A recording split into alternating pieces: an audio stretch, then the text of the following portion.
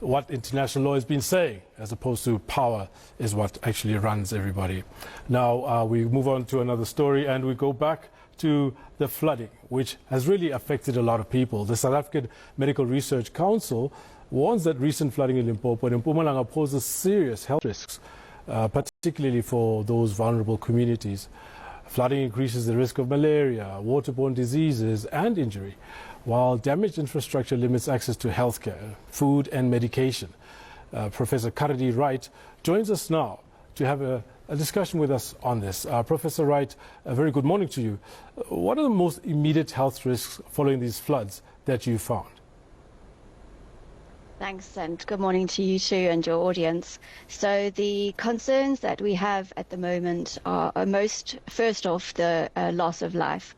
So people and families who have lost loved ones, we really have heartfelt, sincere condolences to those families. This is also a mental health concern. People will be grieving, and we obviously need to keep track of people who will be suffering from things like anxiety or depression in the coming weeks and months. But the other things that we are concerned about are injuries. So if people have been injured during the floods, they need to make sure that they keep track of wounds, looking after those wounds, and follow up on doctor's appointments or visiting the clinic to ensure that those wounds heal and they're safe. You know, that really brings up the next question is about how prepared you think the health services in Limpopo and Mpumalanga are to manage tending to wounds, managing malaria and other waterborne diseases, as well as just getting their medication.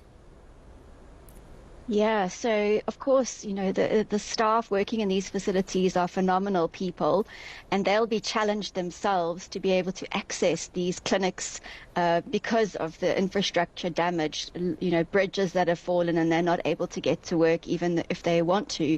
The other consequence, of course, is without those road infrastructure in place, the medication, drugs and other supplies that are needed at the clinics can't get to these facilities as well. I know that there are mobile clinics and mobile facilities being deployed in the area to try and reach people who need the help so that we can get to them sooner rather than later. I imagine people with chronic medication needs would also be catered for in this intervention. Yes, definitely. So it's important for people who have pre-existing diseases or illnesses to make sure that they speak to any of these mobile facilities to ensure that they can get the medicine that they need. So with that said, what longer-term health impacts should authorities be planning for? Because resilience to these disasters is something that we really need to be building up for in South Africa. Absolutely. So while we don't know if these floods specifically are related to climate change, these are the kinds of extreme weather events we are likely to see more of in the future. So we can't have a reactive approach. Same as our president said, we need to be much more proactive and prepared for these types of events. This is the malaria season. These kinds of floods are not unusual for this part of South Africa at this time of the year.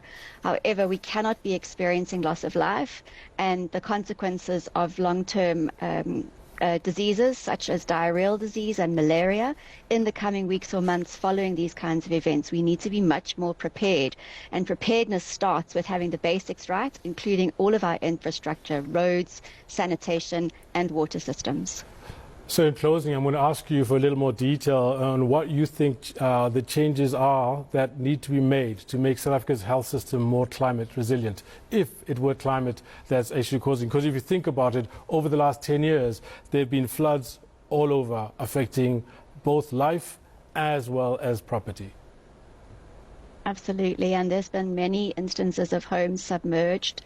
Schools have been inaccessible as well, which is a big worry in terms of the school feeding program or nutrition program. Yes. I think what needs to happen to start with is that we need to get our basics right. As I said, we have to have infrastructure that can hold up to these kinds of extreme weather events, and we need to put in place evacuation plans so that people can be relocated well in advance of any of these massive storms and floods.